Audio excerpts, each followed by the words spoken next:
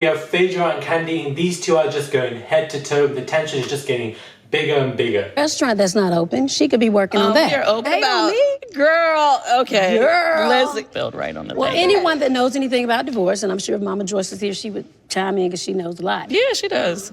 Hey guys, it's Ronnie. Hope you guys are really well today. You guys want me back in my bed, so I thought, you know what? Let me just get back in my bed. So this was definitely a better reunion episode than the first part. The first part was a bit dry. This one is getting better and better. You can see the tension is heightening between certain people. First and foremost, what I would like to say is, I do feel like we start off about Porsha, whether she gets bullied or not, and I feel like she definitely does get bullied on the show. She's not given enough credit, and the person who bullies her the most is Kenya. These two have never gotten on right from the beginning. It really is as if Kenya has something against her. What I want to stress on is this anger management classes and everything, and the provoking and coming up behind her and say, oh, is this provoking you?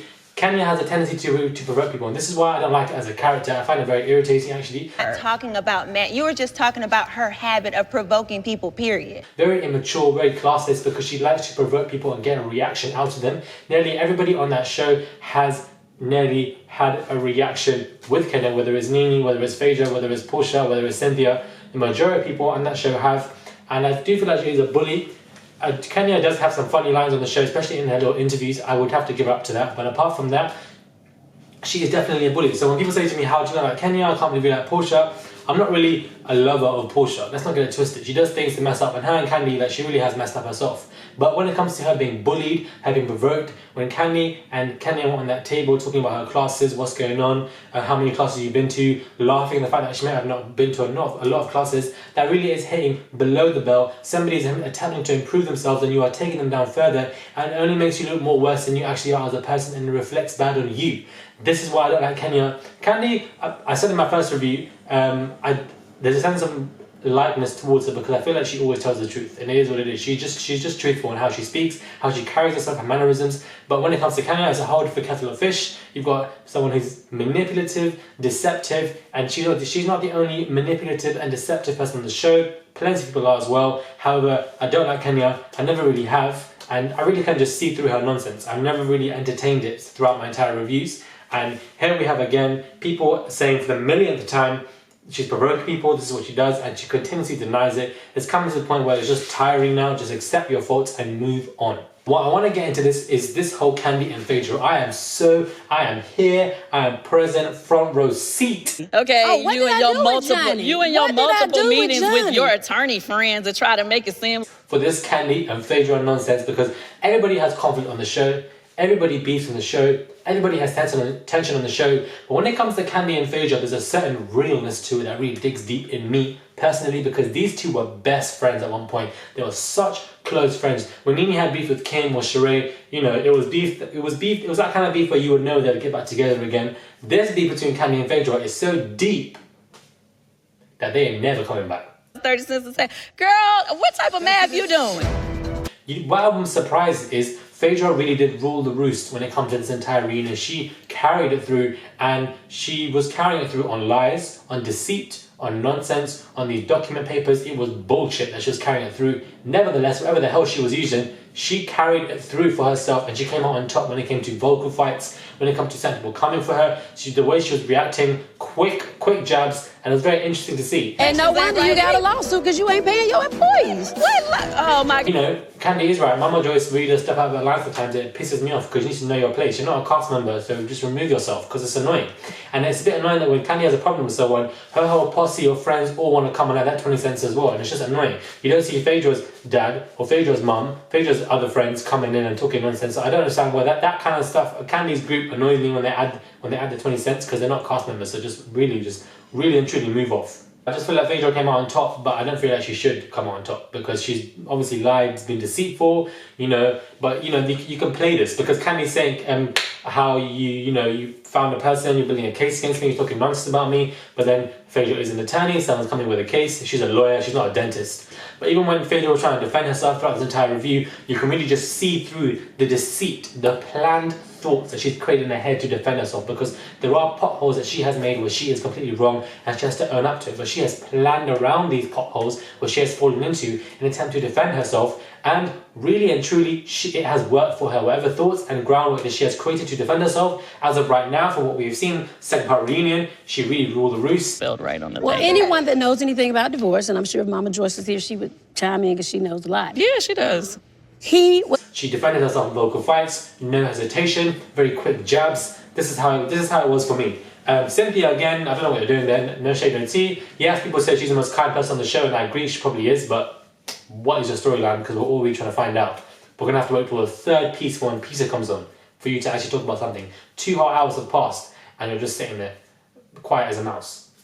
Then we got this whole charade abuse storyline. Carry everything on you. I've had to. I know. Had to. And I feel like it got a bit emotional for her. And as Candy said, no one's really seen the emotional side of Sheree. So it's very interesting to see, talking about her abuse and so forth. And, crying. I thought she'd cry a bit more or she'd get a bit more angry, but she really just contained it to a certain degree. And everybody, unified in that one particular moment. And especially Kenya. The thing about Kenya I don't understand is 1 minute she wants to play so evil, the damn next minute she's somebody's best friend, being so kind and courteous and generous. So it really just perplexes and confuses me when it comes to her as a character. She is very deceitful, but she can also be very kind as well, just as everybody else, I guess, in the show. But moral of the story is Phaedra is in the wrong for what she has done to Candy about this whole situation, and she has manipulated Porsha. I can see that myself. Porsha doesn't feel like she's being controlled, but I feel like Phaedra does control her to a certain degree. Nevertheless, whoever's in the wrong, it's not really about that. It's about for me personally, when it comes to my reviews of Raw and the reunions, it's about how somebody carries themselves, regardless of them are the wrong or right, how they defend themselves, the reads, what tea they spill, how the words they use, if they're panicking or not, and really, Phaedra kept to her position. I really feel like she would have cracked out of all the lies and deceit and the nonsense that she had. She kept to her position. Get it online, but you're not worried about Apollo, are you, Miss Kenya? I'm not worried about... If you're asking me something about something that's none of your business and I engage you with an answer, that's because I'm doing it as a courtesy. I don't owe you anything. As a person, she contained it and she just delivered. Now, is that going to happen in the next 2 parts? I don't think so, because we've seen trailers, Candy goes mad, Porsha cries, something gets caught out. So we don't know what's going to happen in the next 2. In the first part reunion, Porsha held her own. Second part reunion, Phaedra has held her own. So, am I a big fan of Phaedra? Yes, I am. Do I feel like she's in the right? No, I don't. She's messed up, she's in the wrong.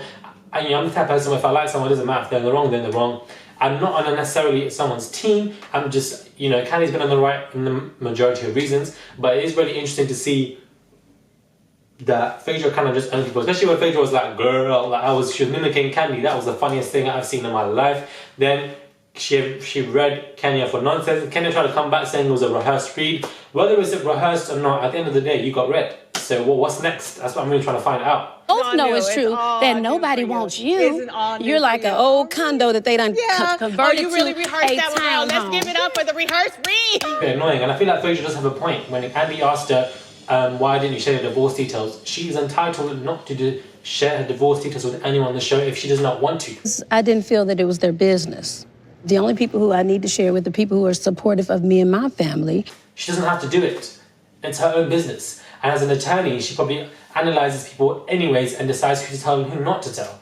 And at this point, present day, Porsha is her best friend. So she's going to tell her she's not friends with anybody else. So although I feel like Phaedra's in the wrong in the majority of the situations, she justified her situations in a very careful and intricate manner. And when it comes to her and Candy having a beef and her and Kenya, I think Phaedra rose on top. And I feel like Phaedra rose on top on both occasions, which I feel like she shouldn't have done so because Phaedra is in the wrong, but yet again, she manipulated, she changed, and she did it well. Overall, this review, Cynthia still team furniture, Kenya, you provoke people, don't even try it, Sheree, the emotional abuse, you came out with a storyline and it was good for you and you had a good segment on this reunion. Porsha was there defending her friends, she had her time on her from the first part of the reunion. The main storyline for me is Kenya is all these damn names. The main storyline for me is Candy and Phaedra and what's happening between them, and I feel like Phaedra was throwing shade about how she's not paying people, worried about your restaurant, mimicking her, like it was just hilarious, it was funny. Candy had some good points as well, but I feel like Phaedra came out on top on this one, but I don't feel like that will last for long. Definitely in the next few reunion episodes she will just fall and crumble, but we'll see what happens when Shamir comes out and she's going to bring out some nonsense for the third part. It is what it is. Let me know what you guys think of my reunion review. Do you guys agree? Do you guys not? And if you don't, comment down below and let me know what you guys think. Hit me up my Instagram, my Snapchat, my Twitter, and my website, please. And subscribe if you guys like my reviews. And just let me know what you guys think. Thank you guys for watching and have a nice day.